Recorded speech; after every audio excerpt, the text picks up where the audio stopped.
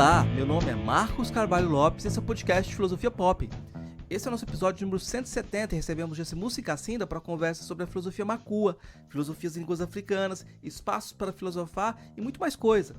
Jessimusi Cassinda é filósofo, jornalista, gestor de projetos e ativista cultural. Em 2016, fundou com Alex Macbeth a Etali Publishing, uma editora com foco na promoção de narrativas africanas e de suas diásporas. É autor do livro Pensar África, publicou O Hambúrguer que Matou Jorge, antologia de contos criminais moçambicanos, é licenciado em filosofia e mestre em sociologia do desenvolvimento e gestão de projetos. O Filosofia Pop é um podcast que aborda a filosofia como parte da cultura. A cada 15 dias, sempre às segundas-feiras, a gente vai estar aqui para continuar essa conversa com vocês. Intercalando com nossos episódios normais, de quando em quando vamos apresentar episódios de entrevistas temáticas especiais. Você pode encontrar mais textos e informações no site filosofiapop.com.br. Temos página no Facebook, Instagram, perfil no Twitter e canal no YouTube. Nosso e-mail é contato@filosofiapop.com.br. Se gosta do conteúdo do podcast, apoie nossa campanha de financiamento coletivo no Catarse. O endereço é catarse.me/filosofia_pop. A contribuição mínima que pedimos é de R$5 mensais. Se não pode contribuir, ajude divulgando, comentando, indicando para amigos. Precisamos dessa força. Vamos então para nossa conversa com Jessimusi Cassinda sobre filosofia Makua.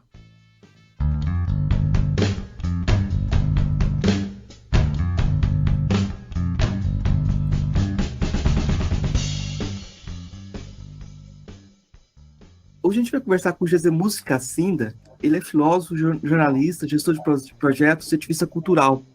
Ele é um dos novos nomes, a gente pode dizer, da nova geração da filosofia africana, né? Eu vou começar perguntando para o Jessimusi sobre as possibilidades e os meios para filosofar. Eu acho muito interessante que você tenha essa formação de jornalista, é um editor, né? Tem a formação em filosofia. E aí a pergunta, como você respondeu para você a pergunta, como fazer filosofia? Certo, interessante. Gostaria de saudar a todos os ouvintes deste podcast. Filosofia, eu defino filosofia como um exercício. É um exercício reflexivo que geralmente conduzimos quando, como seres humanos, estamos numa situação em que temos muitas perguntas, mas não temos respostas. Ou seja, o ser humano encontra-se numa situação em que não existem respostas prévias para o tipo de problemas que o afetam. Aí o ser humano vai fazer um exercício que se chama filosofia. Então, e considero a filosofia como algo que está presente na nossa vida em quase tudo. Por exemplo, eu sou uma pessoa que está no espaço público, porque em termos profissionais comecei a praticar o jornalismo e depois migrei para a componente editorial. Então, neste espaço público, as pessoas estão permanentemente a fazer este exercício que eu chamo de filosofia, porque elas lidam com problemas muito concretos, questionam-se sobre esses problemas, não se convencem com as respostas ou as explicações que existem à volta destes problemas e tentam procurar formas variadas de construir uma interpretação lógica destes mesmos problemas. Então, este exercício é que eu considero de filosofia, e as ferramentas que nós precisamos para fazer filosofia, para mim, é primeiro estar emergido numa realidade, estar integrado numa realidade, e a segunda, claro, é usar a faculdade que nós temos como seres humanos de raciocinar, que é isso que nos leva à filosofia. Eu fico pensando na proposta do Filomeno Lopes, né? Da ideia de filodramática, em como ele problematiza a falta de possibilidade de editoração e uma transformação da filosofia em outras formas de diálogo, né? Com a música, com o teatro, etc. Mas eu acho muito interessante que você, de certa forma, resiste quando você cria uma editora, né? Eu queria que você falasse um pouquinho do que te levou a criar a sua editora e qual a proposta da sua editora, porque isso é muito importante, essa ideia dos meios para filosofar, né? Uma editora na verdade, é uma instituição que no mundo da indústria, né, ou no mundo institucional, é integrada numa categoria um pouco geral, que é chamada de indústria de mídia, e que a sua principal função é poder propagar conteúdos. Dentro da indústria de mídia, nós podemos ter o rádio, podemos ter agora os podcasts na internet, que é o que estamos a fazer agora, televisão, mas também os jornais e as editoras de livros. E os livros são espaços, eu vou usar aqui um conceito que eu pessoalmente gosto muito, que é o conceito de intersubjetivação, né? Uma editora é, acima de tudo, um espaço de intersubjetivação, em que diferentes cérebros, diferentes autores, diferentes pessoas refletem em volta de problemas que os afligem, escrevem sobre as suas reflexões, recorrendo a formatos de escrita também variados, há outros que praticam uma escrita, digamos, escrita criativa, poesia, a prosa, o conto, outros produzem uma escrita mais ensaística e outros ainda uma pesquisa, uma escrita um pouco mais rigorosa, do ponto de vista de integração em determinadas disciplinas acadêmicas, mas o objetivo final é propagar ideias, é propagar pensamento. Então, eu olho para uma editora como espaço de intersubjetivação, primeiro. Segundo, olho para uma editora como espaço de afirmação. Uma das questões que eu sempre me coloquei, por exemplo, quando estudava, era, primeiro, o que é que nós poderíamos fazer? Sendo estudantes universitários que estão a fazer o curso de filosofia, e nós nos questionávamos, mas o que é que nós vamos fazer quando terminarmos os nossos cursos? E nesse processo de refletir sobre o que é que nós poderíamos fazer com as nossas formações, para além de dar aulas de filosofia, que é a saída profissional mais imediata dos currículos de curso de filosofia nas universidades, começamos a ver outras possibilidades de como é que poderíamos aplicar o conhecimento que nós tínhamos, que trazíamos do pensamento humano, da história da cultura, da história do pensamento da humanidade, para poder aplicar numa profissão específica. E, nessa altura, eu pensei que se existe alguma coisa que nós, como estudantes graduados de filosofia, poderíamos fazer, era ou integrarmos instituições que eu chamo de instituições de crítica, ou então construir as nossas próprias instituições de crítica. E, para mim, uma editora é uma instituição de crítica, a partir do momento que ela divulga livros, então esse exercício crítico está lá permanentemente a ser realizado. Uma organização cívica, para mim, também é uma instituição de crítica. Um jornal é uma instituição de crítica. Uma rádio também é uma instituição de crítica. Então, é dessa forma como eu olho para a ideia da criação da editora. E a criação da Italo Publishing foi isso, foi nós criarmos nossas próprias instituições de crítica para propagarmos o nosso próprio pensamento, para propagarmos também a nossa própria forma de olhar para o mundo e as nossas próprias narrativas. O espaço para escrever literatura em português é já um desafio, né? E você tem traduzido alguns autores muito importantes no diálogo do pensamento africano, da literatura africana. Mas um deles, eu acho que tem um peso muito importante no que eu vejo ser seu projeto de trabalho, que é o Ngugi wa Thiong'o, e a ideia dele de um renascimento africano, uma volta, ou melhor, uma valorização das línguas africanas, né? Eu queria que você comentasse um pouco como foi seu contato com a literatura do Ngugi wa Thiong'o e como foi seu contato com a literatura como esse mecanismo, essa ferramenta para pensar também. Certo. Uma referência que foi importante na minha própria formação é o professor José Castiano. E o professor José Castiano, no caso, para além de dar aulas de filosofia, assumia funções de direção na nossa universidade, na Universidade Pedagógica, e por causa disso ele viajava para as províncias. Eu fiz o curso de filosofia em Nampula, e o professor Castiano vinha para Nampula com alguma frequência para poder desenvolver as suas atividades enquanto gestor da universidade, mas também para dar as suas aulas abertas enquanto professor. E o professor Castiano apresenta a ideia da intersubjetivação. Quando ele lançou o livro Referenciais da Filosofia Africana em busca da intersubjetivação em 2010, eu estava a estudar na universidade.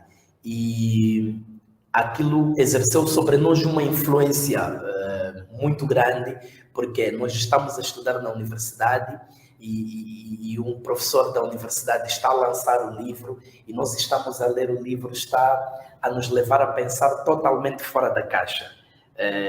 Então, quando ele fala da intersubjetivação, vai primeiro mostrar essa marcha histórica de como é que os verdadeiros produtores do conhecimento sobre a África foram, como diz o próprio professor Castiano, objetivados, quanto ao mínimo foram colocados em notas de rodapé como informantes e não como produtores do seu próprio conhecimento. E quando lança este livro, houve um debate muito forte, não é? Um debate de, em algum momento, autores prós e também autores contra esta ideia da intersubjetivação, porque, o que é natural, porque saía um pouco daquilo que pode-se pensar que seja uma filosofia como tal, não é? Um exercício meramente formal, feito por filósofos diplomados, e não essa ideia de dialogar com sábios, né? Que na verdade o professor Castiano também busca e desenvolve Teodoro Uruca. Então era uma abordagem diferente, mas era uma abordagem que a mim pessoalmente influenciou, porque como eu tinha esses interesses de trabalhar na esfera pública e já fazia rádio na altura, eu comecei a pensar muito nesta ideia da intersubjetivação, que seria este diálogo permanente entre aquele que quer praticar filosofia com os outros, e os outros a que me refiro não é aquela alteridade dos outros que são menos, mas é tipo todo aquele que é o meu próximo, independentemente se tem uma formação em filosofia ou não, mas com o qual posso dialogar e ir buscar o tipo de conhecimento que tem. Então, nessa altura, a literatura, a música, a arte eram espaços onde nós podíamos, como estudantes de filosofia, dialogar. E o dado curioso também é que, na altura, em Nampula, nós tínhamos o Alberto Viegas, que era um escritor de contos macuas, bastante famoso, e que também o professor Castiano fez um livro com ele em busca da sagacidade filosófica. Então, aí eu percebi que havia muita coisa de filosófica na literatura, havia muita coisa de filosófica na arte no geral, e que nós deveríamos ir buscar. E é nesse exercício de buscas e também de descobertas de vários autores africanos, porque não conhecíamos, que acabei descobrindo um Ngugi wa Thiong'o, com o seu ativismo em prol da defesa das línguas africanas, em prol da emancipação dos cidadãos africanos para poderem pensar nas suas próprias línguas e poderem comunicar o seu pensamento nas suas próprias línguas. Inclusive, o Ngugi wa Thiong'o a mostrar evidências de como é que muitos africanos foram considerados incapazes porque estavam a comunicar-se em línguas que eles não compreendiam. Então é nessa altura onde eu fico entro em contato com o Ngugi wa Thiong'o, e o meu colega Alex, da editora Itália também, e como havia estudado na SOAS, então conhecia Ngugi, e depois mandamos o e-mail para a sua assistente, começamos os contactos até traduzirmos e editarmos em Moçambique. Um dado importante para entender a sua posição é o fato de você vir de Nampula, né? E eu queria que você explicasse para o ouvinte brasileiro também o que significa partir desse lugar, porque eu aqui estou falando de Goiás, né? Eu imagino que quem está em Moçambique nem sabe o que significa esse estado, porque a gente está no interior, né? A gente, geralmente, quando pensa no Brasil, pensa no litoral, né? E eu acho que isso produz uma diferença de posição, uma diferença de pensamento também, pelo menos as condições de produzir pensamento, né? Eu queria que você falasse um pouquinho para a gente sobre o que significa para você partir de Nampula, né? Certo, essa é uma questão interessante. O Nampula está no norte de Moçambique e o norte de Moçambique, durante muito tempo, na verdade, provavelmente até hoje, foi considerado margem, não não é, do próprio país. O norte de Moçambique, por exemplo, só conseguiu ter universidades nos finais dos anos 90, só para dar uma ideia, conseguiu ter universidade nos finais dos anos 90, as oportunidades de emprego, planeamento, enfim, tudo quanto diz respeito a um desenvolvimento planificado do país. A Zona Norte praticamente ela foi negada este direito de poder participar ativamente. Então, estar em Nampula ou estar no norte de Moçambique significa estar na margem do país.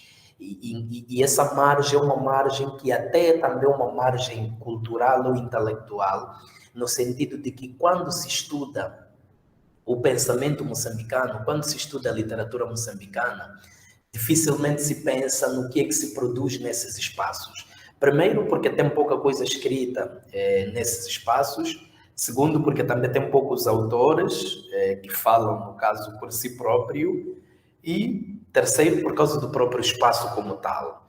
Então, nós que somos, no caso da Zona Norte, e praticamos, temos essa oportunidade de ter uma formação, estar no espaço público e ter uma atividade intelectual muito intensa, temos uma responsabilidade de poder assegurar que aquilo que se produz em termos de criatividade, em termos de ideias da Zona Norte, consiga chegar e ser conhecido. E como é que isso vai ser conhecido? Obviamente, fazendo este exercício de intersubjetivação. E aqui, uma vez mais, eu dou uma vênia bastante importante ao José Castiano por causa do exercício que ele faz. Ele vai entrevistar Alberto Viegas. Alberto Viegas é um autor extremamente respeitado em Nampula, muito conhecido, mas se calhar em Maputo nem tanto. E Castiano vai conversar com ele para produzir um livro inteiro, para mostrar a sagacidade filosófica que Viegas tinha. Então, em algum momento, eu sempre digo que José Castiano abriu-nos as portas para nos mostrar o que é que nós, jovens filósofos, devemos fazer. Então, é por causa disso que o próprio professor Marcos Lopes tem estado a ver o trabalho que eu faço, incentivando, por exemplo, os jovens voluntários a escreverem na língua macua, procurando referenciais de filosofia macua, tentando encontrar artistas, assim, tipo discursores públicos que têm estado a debater várias ideias e são, em algum momento, populares no espaço que é considerado como espaço do mundo macua. Então, é basicamente isso, e esse é o significado que para mim tem vir a partir de Nampula, é vir da margem e ter uma responsabilidade de permitir que esta margem também fale no espaço intelectual do país.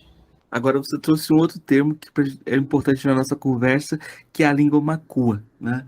Eu queria que você explicasse para a gente quem fala essa língua e qual a importância dessa língua na construção da moçambicanidade, porque eu acho que aí tem uma tensão. Geralmente a língua portuguesa foi colocada como a chave para essa construção e, de certa forma, você tem um apagamento dessas diferenças. Como é que você vê essa relação, essa tensão e o espaço para essa diferença, né? Sim, durante muito tempo, ou quando Moçambique proclamou a independência, Moçambique teve que desenvolver um esforço de construir um país que fosse único. E nessa altura, as tensões que existiam, que remontam mesmo do período pré-colonial, elas mostravam-se quase que inviáveis para a construção de um país único, primeiro. Segundo, a ideia que, no caso, a Frelimo tinha de construção de um país era uma ideia herdada da Europa. Era uma ideia herdada da Europa em que, por exemplo, tem um grupo de pessoas que fala a língua portuguesa, então todos eles falam a mesma língua e pertencem a um país chamado Portugal. Um grupo de pessoas que falam a língua italiana, então estão num espaço e pertencem a um país chamado Itália.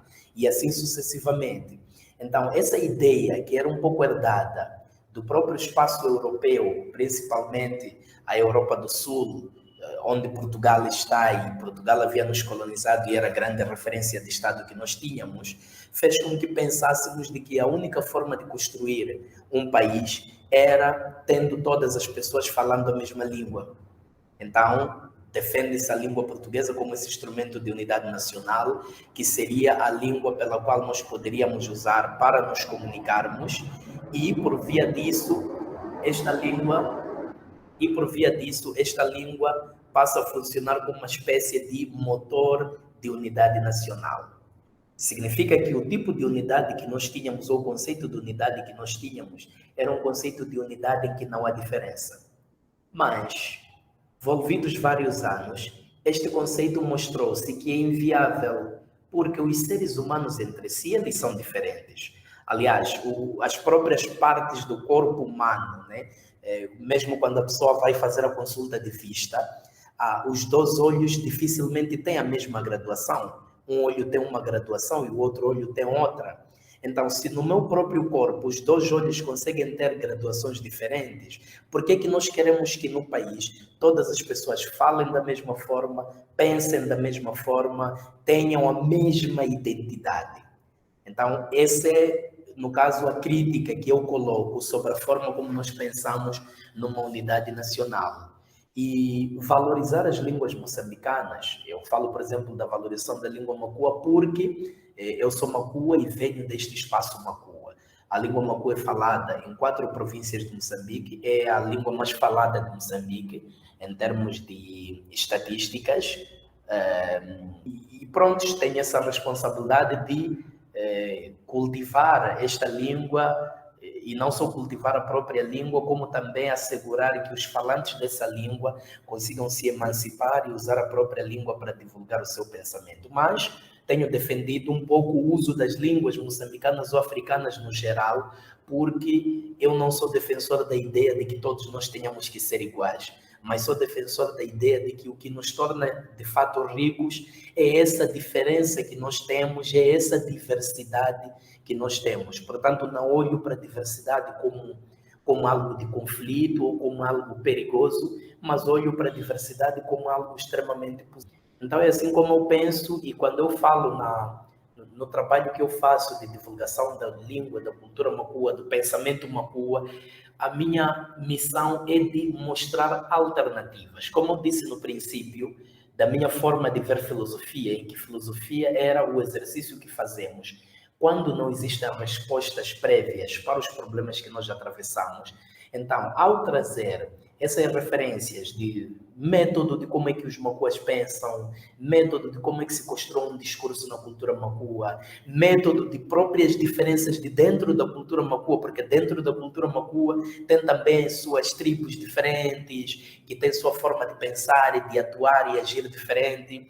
É uma forma de mostrar outro tipo de respostas para os problemas que nós temos, numa situação em que, como diz o Boaventura de Sousa Santos, o discurso ocidental ele ficou totalmente esgotado e não consegue responder aos problemas da humanidade, e as respostas para os problemas da humanidade poderão vir daqueles discursos considerados discursos menores. Então, para mim é isso, é ir procurar na cultura macua discursos que provavelmente sejam considerados menores, mas que possam fornecer o tipo de respostas que precisamos e respostas alternativas aos problemas da humanidade. Eu acho que aí tem um ponto que é uma outra tensão que eu acho importante colocar, que quando você pega a língua macua ou o lugar do povo macua, você não fica preso só às fronteiras do que é hoje Moçambique, né? Então você precisa dialogar com outros espaços, como a Tanzânia, o sul da Tanzânia, né? Onde há povos macua também. Como abrigar essa... Eu acho que não é questão de abrigar, né? É uma questão para pensar a África, a gente vai pensar essas fronteiras também que vão para além das fronteiras nacionais também, né? Como é que você vê essa relação e essa construção de um pensar macua? É interessante. Primeiro vou falar sobre essa questão de fronteiras. De fato, quando nós voltamos para procurar estas referências de pensar das culturas africanas no geral, e, por exemplo, vou pegar um exemplo de mim falando individualmente, de dentro da cultura Makua, isso remete-nos a contactos com Tanzânia, remete-nos a contactos com Comores, remete-nos a contactos com Madagascar e remete-nos a contactos com Malawi. Significa que nós estamos a ultrapassar as fronteiras nacionais, mas estamos a ir para os espaços dos povos. Remete-nos, por exemplo, a espaços como Chastoed, na África do Sul, onde também tem uma comunidade de Macuas, que são chamados de Zanzibares e que estão lá há muito tempo.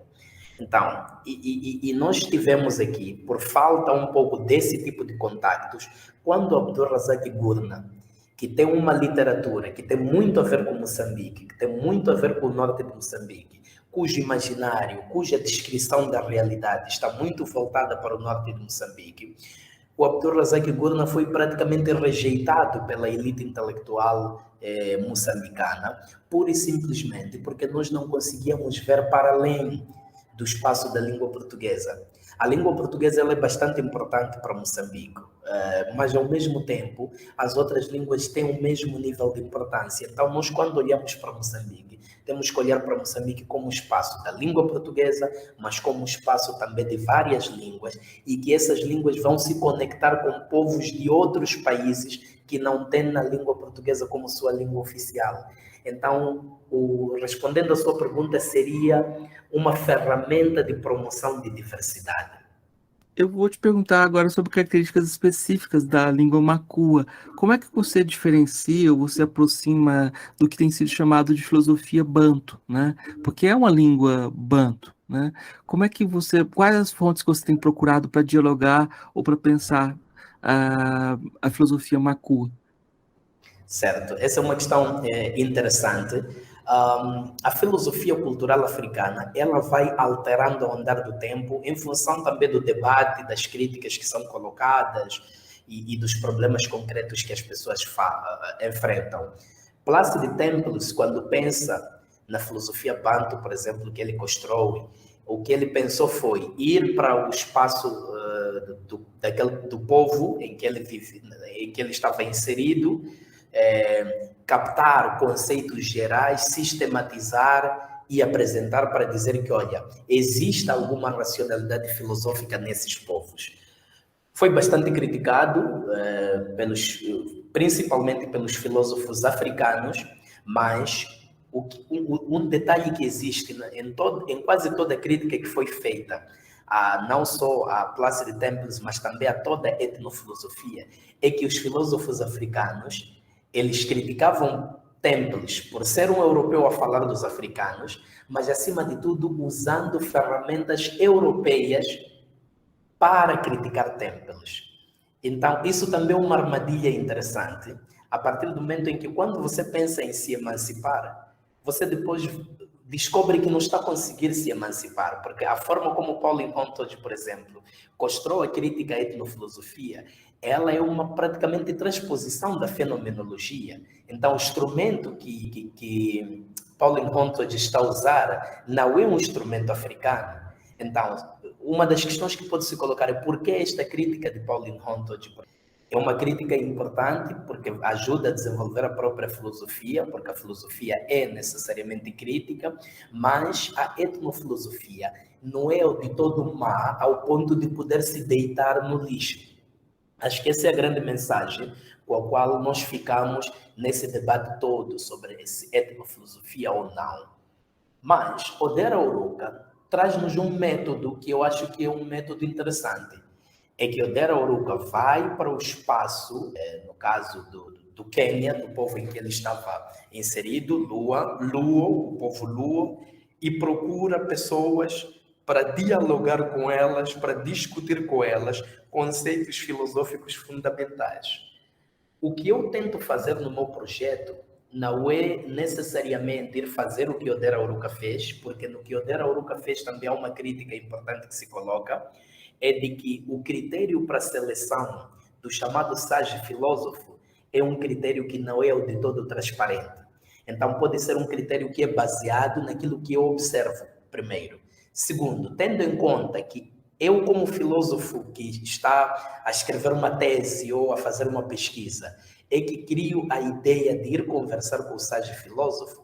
Então, sou a única pessoa que pode escrever sobre o que o Sage Filósofo disse e não dou espaço para que o Sage Filósofo se defenda. Então, o critério que eu encontrei, qual é?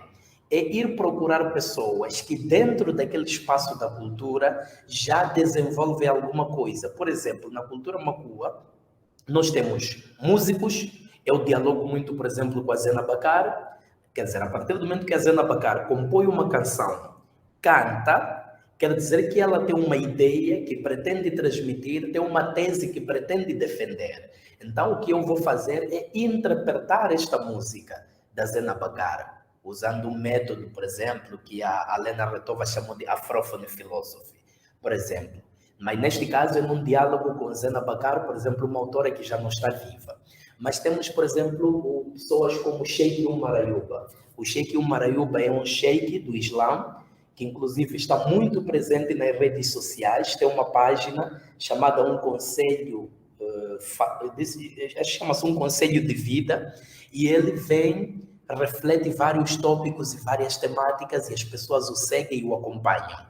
Então, eu posso dialogar com este sheikh, que já é uma figura pública neste espaço da cultura macua, e discutir com ela conceitos filosóficos. Então, o meu exercício de buscar filosofia na cultura macua é feito dessa forma, é procurar pessoas que já fazem alguma coisa, ou pela arte, ou pelo discurso público, ou pelas redes sociais, mas tem estado a discutir suas próprias ideias. Então, eu convidar essas pessoas para discutirem tópicos filosóficos comigo, por um lado, mas por outro também interpretando as obras que estas pessoas vão deixando. Então, é um pouco o exercício que eu faço. Uma das críticas que fizeram ao Tempos, pelo Xalenga Ntumba, é que a busca de uma ontologia seria algo não africano, né? Sim. E aí eu acho que é interessante perguntar quais as questões que você tá na sua agenda dentro dessa filosofia macua. O que você tem perguntado? Quais os tópicos? São tópicos ético-políticos? São tópicos voltados a que áreas de questionamento? Sim, eu geralmente questiono aquilo que pessoalmente chamo de problemas contemporâneos, que são os problemas que nós vivemos. Porque nesse sentido também concordo com Severino Ngüenya de que a nossa filosofia tem que ser uma filosofia com os pés assentes no chão. Severino Ngüenya, Filomeno Lopes também falam disso, de uma filosofia com os pés assentes no chão. Então, quando eu procuro estes criadores da cultura macua, eu não procuro que eles me discutam uma ontologia, por exemplo. Eu procuro para que eles discutam questões políticas, discutam problemas políticos, procuro que eles discutam problemas como o gênero, tenho tido muito interesse com problemas do gênero, tenho tido interesse, por exemplo, com problemas sobre questões que eu posso integrar um pouco na filosofia existencialista, tenho procurado também alguma reflexão sobre questões ligadas a mudanças climáticas, ética ambiental. Então, é o tipo de problemas que eu procuro nestes criadores macuas. Estou à procura de uma filosofia, como diz, que tenta procurar respostas alternativas aos problemas que nós vivemos, que são problemas que nos afligem, e eu acho que essa forma de fazer filosofia é uma forma de fazer filosofia que é bastante importante para Moçambique e é bastante importante para a África. Eu acho muito interessante seu artigo sobre a Zena Becar, né? E Sim. sua aproximação sobre a ideia de feminismo. Eu queria que você comentasse um pouquinho sobre esse artigo e sobre a canção que você traduziu, né? A Yaka, né? Sim. Eu acho que você falando um pouco mais, as pessoas vão ter um exemplo do que é esse trabalho que você está fazendo. Certo, sim. Neste artigo, por exemplo, o que eu faço, pego uma música chamada Yaka, que significa meu marido, que é uma música que está no disco chamado Yelela, é o disco que a Zena Bacar lançou em 2001. E o que faço é trazer a música, traduzir a letra da música, fazer alguma interpretação da letra da música, mostrando, por exemplo, alguma técnica que ela usa de construção de discurso, que é típico não só na cultura macua, como em várias culturas e línguas africanas. Então, acabo mostrando também uma estratégia discursiva que se pode ter em conta para desenvolver lutas. É uma filosofia que poderíamos considerar de uma filosofia aplicada, não é? Porque a partir do momento em que eu trago aquela música, primeiro integro Zena Bacar no debate sobre o feminismo no geral. A questão do lugar da mulher, o feminismo, as várias formas de feminismo, são debates que começaram na filosofia e hoje estão em várias outras disciplinas, mas é um debate muito presente, não só na academia, como também no próprio espaço cívico. Então, demonstro que Zena Bacar já discutia estes tópicos e discutia desta forma, trazendo a sua música e interpretando a sua letra. Segundo, apresento uma estratégia discursiva que a Zena Bacar usa, que eu acho que é uma estratégia discursiva que também podemos usar para conduzir as nossas lutas. É que na música, ela, por exemplo, demonstra de que há um certo medo que o homem tem para emancipar a sua mulher. Ou seja, a questão da proibição da emancipação da mulher, ela não acontece por puro capricho do homem. Acontece por um estado psicológico em que o homem se encontra, que é um estado de medo. O homem tem medo de uma mulher emancipada. Então, quando uma mulher está a lutar pela sua emancipação, está em processo de advocacia, ela tem duas vias. Uma seria uma luta em que bate de frente, mas esta luta em que bate de frente provavelmente pode não trazer resultado. Então, a Zena Bacar traz uma outra forma de lutar. Primeiro, montando uma estratégia discursiva para convencer ao marido de que ele não podia ter medo da sua emancipação, porque a emancipação da mulher é também a emancipação do homem. Um homem tem mais vantagens estando com uma mulher emancipada do que estando com uma mulher não emancipada. Então é um pouco que a Zena tenta mostrar lá, vai mostrando, por exemplo, que diz, olha, meu marido, quando eu digo que vou dormir, quando eu digo que vou tomar banho, quando eu digo que vou preparar a comida, quando eu digo que vou fazer as atividades domésticas, tu ficas muito feliz. Mas quando eu digo que vou estudar, tu ficas muito nervoso. E o marido responde que sim, eu fico nervoso porque tu não é para estudar, porque se tu estudares vais me ofender. Então, a partir desse medo que o homem tem, então a estratégia discursiva da mulher, ela continua a dizer, não, se eu me formar, tu também terás vantagem. Se eu tiver um emprego, se eu for uma cidadã, ela usa uma expressão em Makua, ocílimo. Ocílimo em Makua é cultivar-se. Se eu for uma pessoa culta, tu terás vantagem, porque tu estarás com uma mulher culta, então és tu que estarás em vantagem, meu marido. Quer dizer, no fundo, ela quer manter-se na sua luta, mas não quer criar um inimigo nessa luta, quer criar um parceiro. É a ideia de que o homem é um parceiro nesta causa do feminismo, o homem é um parceiro nesta luta pela emancipação das mulheres e não um inimigo. Então isso reduz o nível de medo dos homens e faz com que os próprios homens envolvam-se nas causas de proteção e emancipação da mulher. Então acho que é uma filosofia que estamos a ter da Zena Bacar e que eu tive essa responsabilidade de fazer essa leitura e que acho que fazendo esse tipo de leituras em várias obras, não só obras da arte Makua, mas obras da arte africana, nós vamos encontrar alternativas, como eu dizia, para os problemas da humanidade. Acho que aí tem uma coisa muito interessante, que é essa fronteira do que é arte, do que é literatura, do que é filosofia, que são divisões que talvez venham também da Europa, né? Como uma canção, um provérbio é um instrumento de pensamento, muitas vezes uma roupa, uma indumentária, uma vasilha, né? Uma vasilha que tem um significado comum, né? Como é que você vê essa questão dos meios de filosofar também, dessa ampliação e do lugar da arte para isso? Porque eu acho que o exemplo da Zena Bacar é muito importante, porque ela conseguiu transcender o espaço, da medida que ela foi gravada e conseguiu ser uma figura pública importante, né? Mas existem muitas Zenas Bacars que não conseguem chegar nesse lugar também, né? Sim. Existem muitas Zena Bacares que conseguem ter essa projeção. Acho que a Zena Bacar pode ser das artistas moçambicanas com mais internacionalizações. Quando falo de internacionalizações, falo de atuar em grandes palcos e grandes festivais do mundo, e passou por aí levando esta sua mensagem. E é uma... Acho que quando eu penso em Zena Bacar, penso também em Bob Marley, não é? Em que usam a música como ferramenta para mensagem, como ferramenta de emancipação, a música para chamar a atenção sobre o nosso lugar como seres humanos no mundo, a música para chamar a atenção sobre, no caso de Bob Marley, a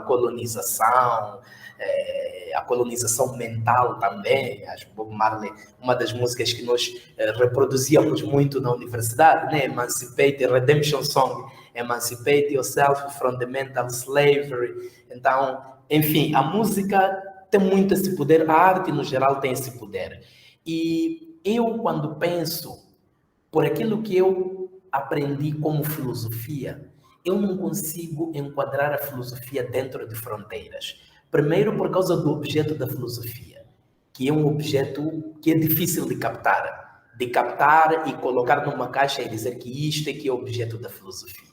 A partir do momento que a filosofia me traz essa dificuldade de eu pegar um objeto e captar e guardar, ou seja, entregar a alguém que me peça, por exemplo, um objeto da filosofia, aí eu também enfrento uma série de dificuldades para criar fronteiras entre o que é arte, o que é literatura, porque para mim filosofia é um exercício que acontece em quase todas as áreas. E dentro da arte, principalmente dentro da arte, por causa da arte ser este espaço de liberdade de pensamento, de liberdade de expressão, então eu considero a arte como um espaço de filosofia por excelência. Eu acho que talvez a sua posição fora da academia te dê mais liberdade para fazer esse movimento, para não ter a necessidade de, mesmo que inconscientemente, atendendo demandas, às vezes até pedagógicas, né, de legitimação, criar essas gavetas, criar essas caixas, ou se encaixotar também. A academia faz muito isso, né? Mas eu acho que... Concordo consigo. Eu acho que esse lugar também faz parte das possibilidades de pensamento. Você sair da academia é algo importante nesse sentido. Mas eu queria comentar sobre outro aspecto que você deixou bem claro, que é esse movimento de ir e vir, porque você traz o feminismo para conversar e mostra como há uma convergência. A MC Zé sempre, uma frase que a gente sempre repete dele, porque ela é um lembrete de pensamento, é a dificuldade que a gente precisa levar em conta de nunca se dissolver no universal, nem se prender ao particular, né? Como que você trabalha com essa tensão para não ter essa identidade reificada, fechada em si mesma, e construir uma perspectiva que seja cosmopolita, né? Que você defende um tipo de cosmopolitismo, né? Sim, eu tenho dito que a filosofia africana ela tem uma pretensão de ser cosmopolita. Quando eu penso na cultura macua, ou numa filosofia macua, eu não penso em ir para o espaço macua, procurar uma filosofia simplesmente para ser discutida neste espaço, não. Eu vou para lá para ir buscar referências, como eu disse, para participar no debate dos problemas contemporâneos. Quando eu vou buscar uma Zena Bacar para discutir questões de feminismo, para discutir questões de emancipação da mulher, a questão do feminismo e a questão da emancipação da mulher não é um problema exclusivo do mundo macua, é um problema da humanidade.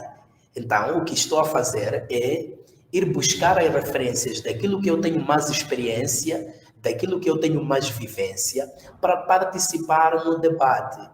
E eu coloco essa questão de participar no debate porque é uma ideia também reconhecer de que nós não trazemos respostas acabadas para os problemas do mundo. Então, eu sempre prefiro ater-me nessa ideia de que busco referências para participar, busco referências para contribuir e não para considerar de que apenas o mundo macua tem respostas para o tipo de problemas que nós temos. Esse é um primeiro ponto. O segundo é o sentido inverso. O sentido inverso qual é? Também mostrar que há questões práticas comuns de dentro da própria cultura que também precisam de ser criticadas e precisam de ser repensadas. E aí eu acho que talvez Kwame Anthony Appiah pode ser uma das referências interessantes no pensamento africano, por ser aquele que vem para a casa do seu pai, né, para criticar uma série de práticas que ele considera injustas que acontecem na casa do seu pai. Então, para mim, a filosofia também é isso. É quando vamos à casa do nosso pai, não só ir para lá, para pegar tudo o que nós encontramos, para essa participação no debate universal, como eu defendo, mas também quando chegarmos a essa casa do nosso pai, a casa do nosso pai aqui eu uso como metáfora para referir o espaço onde nascemos, ou o espaço de onde viemos, mas também para chegar lá na casa do nosso pai e mostrar que, olha, aqui na casa do nosso pai fazíamos isto e aquilo, que provavelmente violava direitos humanos, era menos ético e que precisamos de debater. Olha que mesmo a própria Zena Bakar. A Zena Bakar não vem e reproduz um discurso, por exemplo, que é comum na cultura macua, né? Há um discurso que durante muito tempo foi comum, de que não, os homens são homens e as mulheres são mulheres. Não, a própria Zena Bakar, como mulher, como artista, dentro da cultura macua, aparece com uma luta em que critica uma série de questões que ela está a presenciar e a considerar negativas de dentro da própria cultura.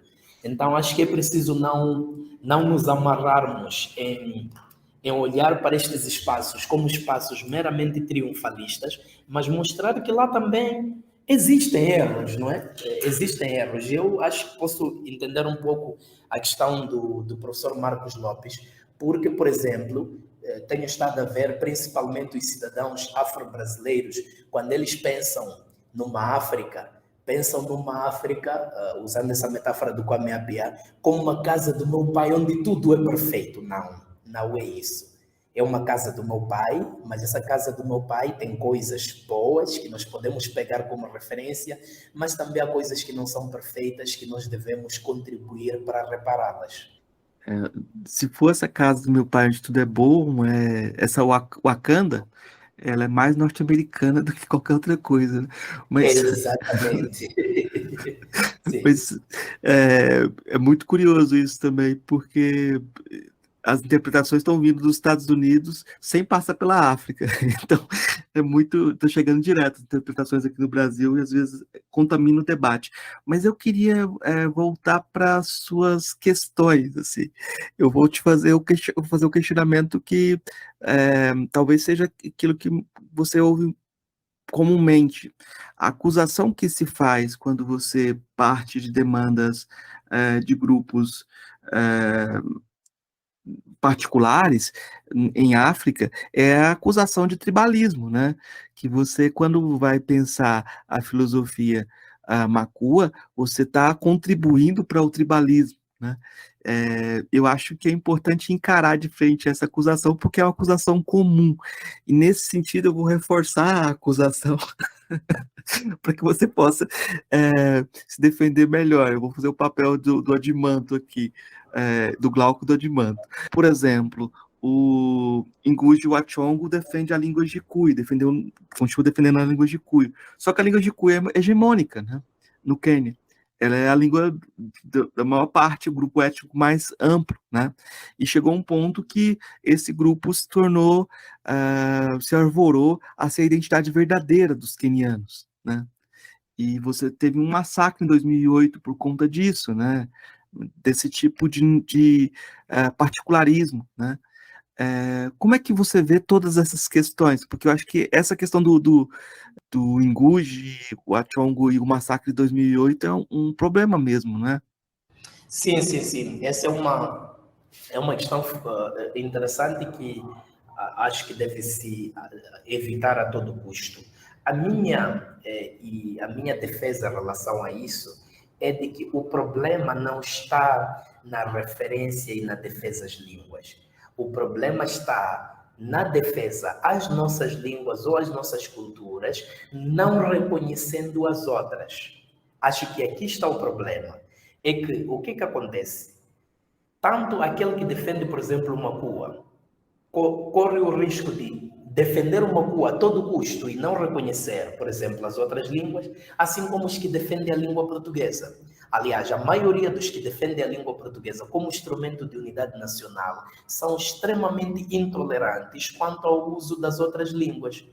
Então, não é uma questão das línguas africanas que promovem tribalismo. Não. É uma questão de que nós, como seres humanos, precisamos de aprender a diversidade.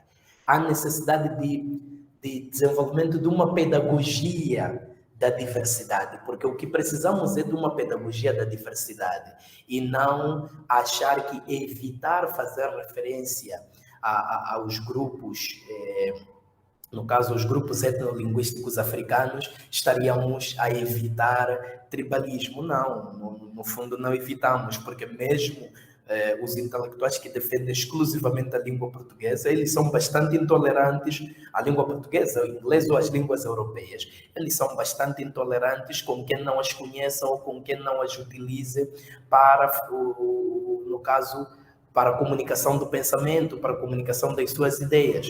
A música africana, por exemplo, a maioria dos grandes artistas do chamado Afrobeat, eles cantam em línguas africanas, mas circulam pelo mundo todo, inclusive as pessoas dançam em todo o mundo. Né? Nos Estados Unidos as pessoas dançam livre ngoma, mas cantam com língua do Gabão. A Zena Bacar cantou em Macuas, fez espetáculos no Canadá, na Inglaterra e tudo. Então, acho que o problema não está no uso dessas línguas ou na defesa dessas línguas que promove massacre. Está no não reconhecimento do outro, está no não reconhecimento da diversidade. E esse é um risco que tanto nós que defendemos as línguas africanas corremos, assim como aqueles que defendem que temos que recorrer às línguas europeias como instrumentos de unidade também cometem este erro, que é o erro da intolerância. Eu acho que aí você colocou tocou na ferida, né? E agora eu vou tirar a máscara de incitador para a gente considerar os problemas que estão havendo aí de conflitos civis e que mostram que a identidade moçambicana tem que ser pensada de forma mais ampla para incluir os muçulmanos e outras diferenças que muitas vezes são apagadas, né? Eu acho que essa questão da tolerância e de uma abertura já se faz de uma necessidade mesmo, né? Também faz parte como criar uma educação que reconheça todos esses lugares, essas formas de vida diferentes, né? Exatamente, sim, é isso mesmo. Então, essa tolerância é importante para a construção de Moçambique. Então, por isso que eu continuo a tocar neste ponto. O problema não é defender o Makua, defender o Xangana, defender o Iau. Não, o problema é ser intolerante. Então, o que acontece? Essa intolerância acontece em todos os lados. Então, é isso que nós precisamos de aprender a ser tolerantes, porque essa tolerância vai ser importante para a construção de Moçambique como um país de diversidade, mas também para a construção da própria humanidade. Porque a humanidade, neste momento, o que precisa é isso, é aprender sobre a diversidade. Porque há muita ditadura, e a ditadura o que é? A ditadura é medo da diversidade. A gente pensa em filosofar em língua portuguesa e todos os conceitos que a gente traz de lusofonia, inevitavelmente existem pressupostos que a gente pode colocar como imperialistas, que são portugueses e brasileiros. Os brasileiros, nesse ponto aí, não estão muito atrás dos portugueses, não. Eles querem defender essa lusofonia também como um privilégio também. Quando a gente pensa na filosofia africana, o espaço para filosofar em português parece ser muito pequeno, assim, as pessoas não, a gente não participa das conversações, os outros não estão tão interessados. Isso é muito curioso porque há sempre a valorização das línguas, por exemplo, a afrofonia da Alana Retová, a necessidade de você conhecer as línguas africanas, mas o pessoal parece que não tem muita necessidade de aprender português, não. Como é que você vê esse problema de partir também da língua portuguesa, né? Dessa dificuldade de tradução, né? Certo. É interessante. Primeiro, uma das coisas que acontece dentro do pensamento africano é também uma reprodução de uma determinada intolerância. Nos círculos, por exemplo, aqui em África, quando a gente vai para conferências, vai para festivais, muitas vezes nós temos de nos comunicar em inglês ou em francês, para conseguirmos uma integração nesses espaços. Então, há uma exclusão da língua portuguesa, mas essa exclusão não é uma exclusão, digamos, porque conhecem e se calhar consideram como algo que não tem qualidade. Não, é uma exclusão por mero desconhecimento. Então, nós, como falantes de língua portuguesa, temos essa responsabilidade de nos impormos dentro do continente africano e nos impormos no mundo. Nesse sentido, é importante este diálogo com Portugal, é importante este diálogo com o Brasil, porque a língua portuguesa tem estado cada vez mais a ganhar um espaço no mundo e precisa de uma pujança em termos de produção de conteúdos, no geral, nas várias temáticas. Agora, há também uma vantagem que nós temos nisso. A vantagem que nós temos qual é? Nós sentamos e discutimos o pensamento africano produzido em inglês, produzido em francês, normalmente, mas aqueles que estão no Senegal, que estão no Quênia, na África do Sul, não conseguem discutir o pensamento africano produzido, por exemplo, em português ou produzido em outras línguas que não sejam o inglês e o francês. Então, nesse sentido, o fato de nós estarmos duplamente periféricos. Primeiro, periféricos por estarmos a usar a língua portuguesa, que no continente africano é periférica. Depois, periféricos por estarmos em diálogo entre a língua portuguesa e as próprias línguas africanas, que no mundo também são periféricas, nos coloca numa vantagem em termos de conhecimento de uma cultura geral, que nos coloca numa posição melhor em termos de domínio do pensamento africano em relação aos nossos colegas e pares africanos que venham dos países em inglês e francês. E isto é uma realidade que se diga, porque nós conhecemos os livros da filosofia africana, literatura africana em inglês e em francês, mas eles não conhecem este material em português. Então, nesse sentido, eu considero uma posição privilegiada que nós temos e que precisamos de continuar a aproveitar, porque nós fazemos esse esforço de aprender inglês, aprender francês, mas eles não fazem o esforço de aprender português. Claro que temos de advogar para mostrar-lhes que perdem muito ao não aprender português ou ao não dialogar com o que se produz. Esse é um ponto difícil mesmo, porque a gente tem uma dificuldade de hegemonia econômica mesmo, né? Por mais que a gente tenha uma vantagem de poder olhar os dois lados e o embate, né? De certa forma, muitas vezes a gente fica preso nesse embate. E os espaços de autocriação também são dominados por essas línguas, né? Vou dar um exemplo que eu acho que é curioso. No Brasil, a gente tem falado muito de filosofia africana, mas geralmente a gente fala da filosofia africana a partir do Brasil. A gente não, nem chega, né? Poucos autores africanos vêm para cá e poucos autores africanos acabam participando do debate efetivamente. E as diferenças que fazem diferença muitas vezes são ocultadas de acordo com o projeto que é mais comum na diáspora. Como é que você vê essa questão? Como é que você enxerga esse problema? E aí, o problema, vamos nomear as coisas, é a questão do racismo, que na diáspora é um mote, talvez, central, um problema de construção de identidade, que parece que não ser a questão principal quando você parte do continente africano, né? Sim, eu acho que também é importante uma frase de Severino Nguenha, que coloca no livro das Independências e Liberdades, que diz que o universal é pensado a partir de uma situação particular concreta. Acho que deve ser a primeira frase, ou o primeiro parágrafo que abre o livro. E esta frase, estou a chamar a este debate porque se você vai para a África do Sul, que teve uma história de apartheid, que prorrogou-se até 1994, você percebe de que a questão racial ela é central no debate da África do Sul. Se você vai para o Zimbábue, que até mais ou menos 2002 nenhum negro tinha acesso à terra, vai perceber de que a questão racial ela faz parte do debate. Mas se vai para Moçambique, que em 75 nacionalizou a terra, nacionalizou quase tudo, e muitos cidadãos negros ficaram com acesso à terra e acesso aos recursos, o debate já não é necessariamente de raça, mas é um debate, por exemplo, sobre a criação de grupos hegemônicos que controlam o Estado e controlam os recursos. Aí já não se evoca a questão da raça, porque os recursos não estão necessariamente nas mãos dos brancos, estão nas mãos de outros negros que o que fizeram foi reproduzir práticas que haviam sido desenvolvidas pelos brancos no caso do tempo colonial.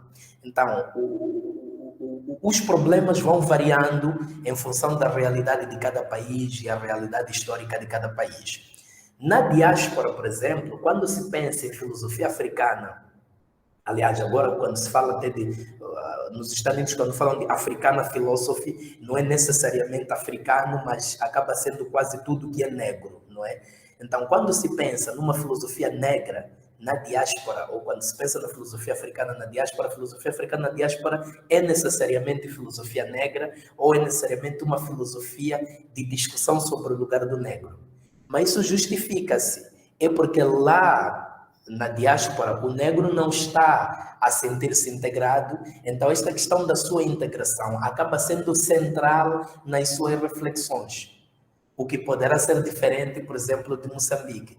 Então aí, em algum momento, buscando aquela ideia de ir para a casa do meu pai, se um filósofo negro brasileiro viaja para Maputo, no sentido de que estou a ir para a África, estou a ir para a casa do meu pai, e estou à procura das referências que eu sempre quis, provavelmente pode não encontrar.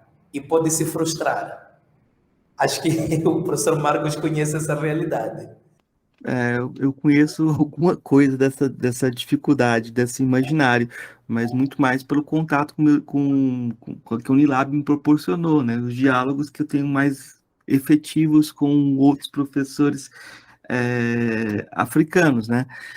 Como o Cassiano, o Severino Goenha, o Filomeno Lopes, o professor Luiz Cadimbo. Então, a construção desses diálogos vai criando um espaço diferente, que a gente vai percebendo as nuances dos problemas também, né? Mas isso é uma construção da gente, né? Jesus, a gente está construindo diálogos. De certa forma, é isso que você faz, né? Sim, é exatamente isso. Eu vou partir para as 3 perguntas que eu faço para todos os convidados. A primeira você já respondeu de início, que é o que é filosofia, né? Você já deu uma resposta sobre o que é filosofia, mas eu vou partir então das 2 seguintes. A segunda é: qual a filósofa ou filósofo que mais lhe impressionou daqueles que conheceu pessoalmente?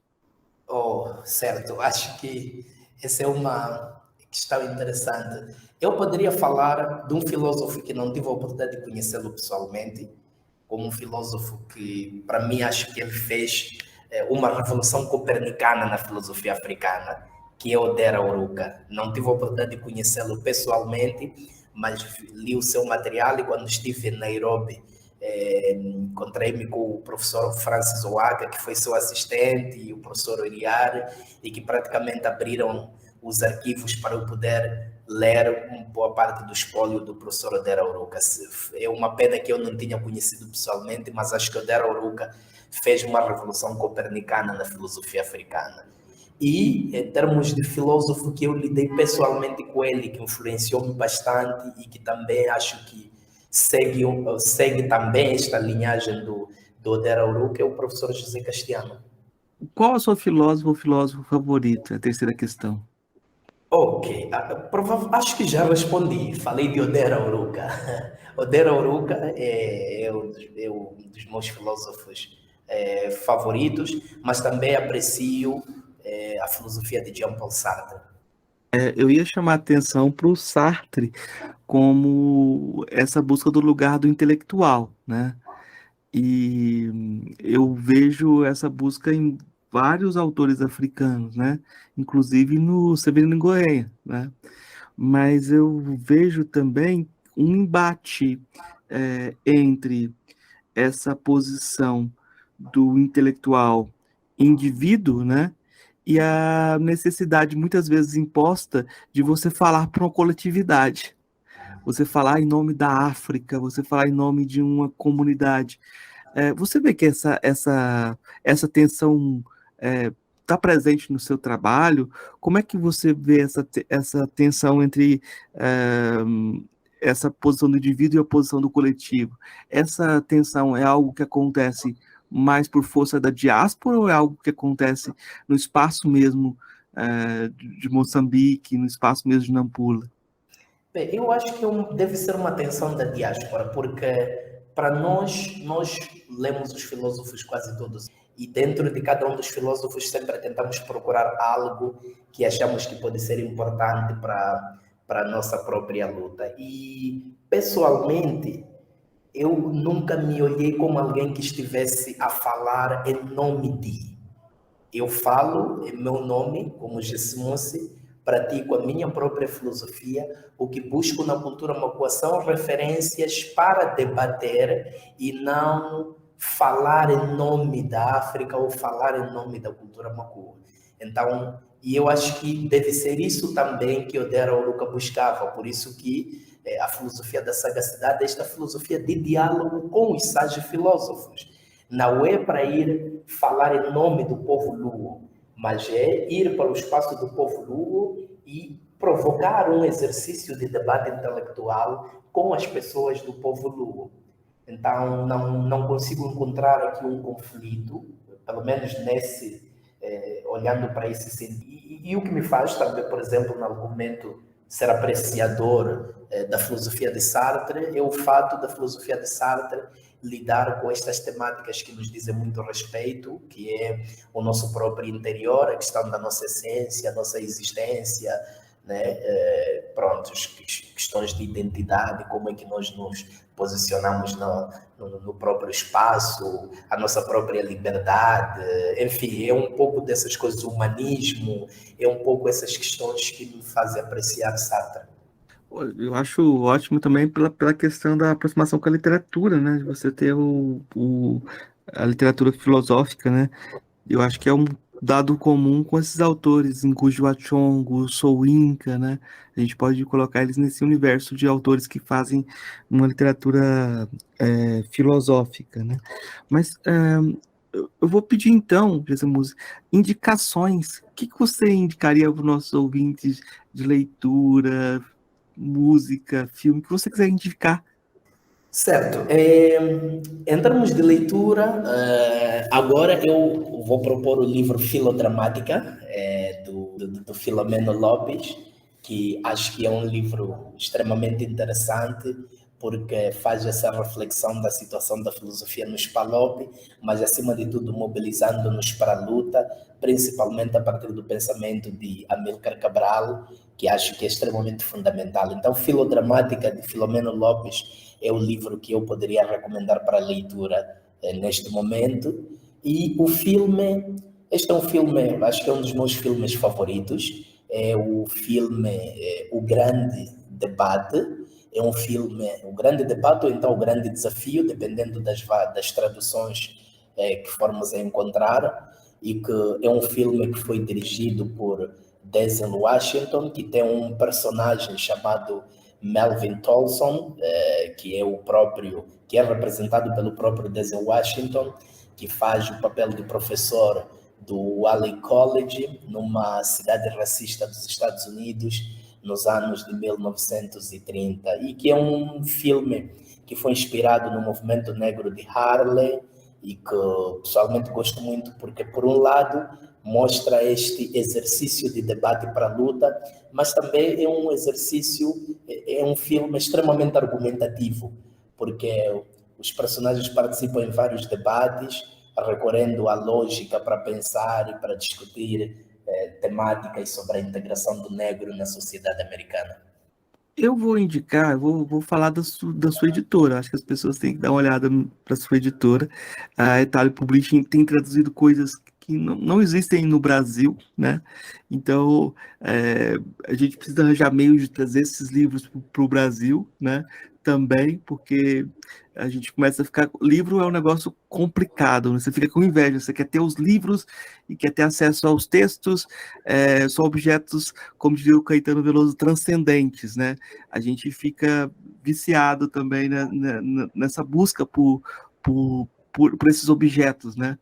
Então, quando você olhar no stand de detalhes, você vai encontrar muitas obras literárias, e tem algumas publicações do José Mussi que chamam muita atenção.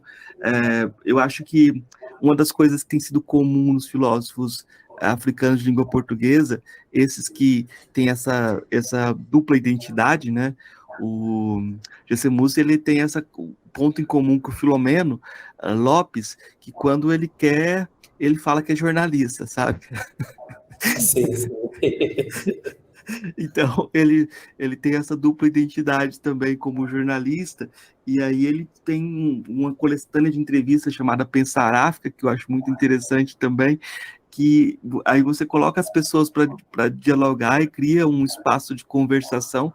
O Filomeno também fez isso, dialogando com filósofos africanos, mas o José Mussi tem um livro sobre a cidade dele, né? Uma antologia de histórias sobre Nampula, né? Então, eu acho que aí tem uma busca por pensar a partir do seu próprio lugar, que eu acho muito, muito importante, né? Além de um livro que é uma coletânea do Quarto ao Quinto Homem, em que tem diversos debates sobre essa construção de Moçambique, né? Um projeto que foi coordenado pelo professor Severino Ngoenha, mas que tem lá toda a marca desse projeto Detalhe Publishing, né? Que eu acho que a gente precisa se aproximar mais, porque eu acho que aqui no Brasil está começando a surgir algumas editoras negras, né? Algumas editoras especializadas em temas africanos, né? E a gente precisa construir parcerias e construir pontes, né? Para que esse rio chamado Atlântico alcance o Índico também, né? Para que a gente não dialogue mais, né? Para que a gente tenha mais possibilidades de conversação. José Mussi, então, eu queria deixar o espaço aberto para você fazer a divulgação do que você quiser, falar, deixar seu recado final, mas antes também, só para a gente destacar também, eu esqueci de falar, eu vou destacar a Zena Becar, né, que é essa artista que a gente falou aqui um pouco sobre ela, então acho que é importante as pessoas darem uma olhada também no trabalho dela. Então, depois dessas indicações tortuosas, eu volto para o José Mussi, dando espaço para que ele deixe seu recado final, divulgue o que ele quiser divulgar, agradecendo a possibilidade desse diálogo. Bem, acho que o professor Marcos Lopes acabou referenciando um pouco de tudo. Podem procurar-nos na internet, é Tale Publishing, temos lá o nosso website, é Tale Books. Então procurem lá, vão encontrar muita informação sobre o que a Etale faz. Agora a Etale está a ser dirigida pelo meu colega Mauro Brito, que passou agora a assumir a função de diretor. Então vamos continuar a apoiá-lo, vamos continuar a contribuir para que a Etale continue esta sua missão de promover as narrativas africanas, e também porque o Mauro Brito é um autor de livros infanto-juvenis. A Itália também vai estar, a partir do próximo ano, principalmente também, por um lado, pela mão do nosso novo diretor editorial, introduzir vários livros para crianças. E poder ir para o YouTube, procurar Eyupuro ou Zena Becar para escutar a música deste astro, mas também poder ir. Nós temos um canal de YouTube, Etale Talks. Dentro desse canal de YouTube, Etale Talks, tem ali uma playlist chamada Makua Music, onde pode ouvir vários artistas de música Makua, própria Zena Becar, mas também artistas como Namakoto, que lançou um disco recentemente, e vários outros. Então, dê aí uma espreitadinha no nosso YouTube, né? O YouTube é Etale Talks. Dentro do YouTube há uma playlist chamada Makua Music. Então, toquem, escutem a música, divirtam-se e prontos, entrem nestes sons daqui do Índico, não é? Certo, muito obrigado. Eu que agradeço.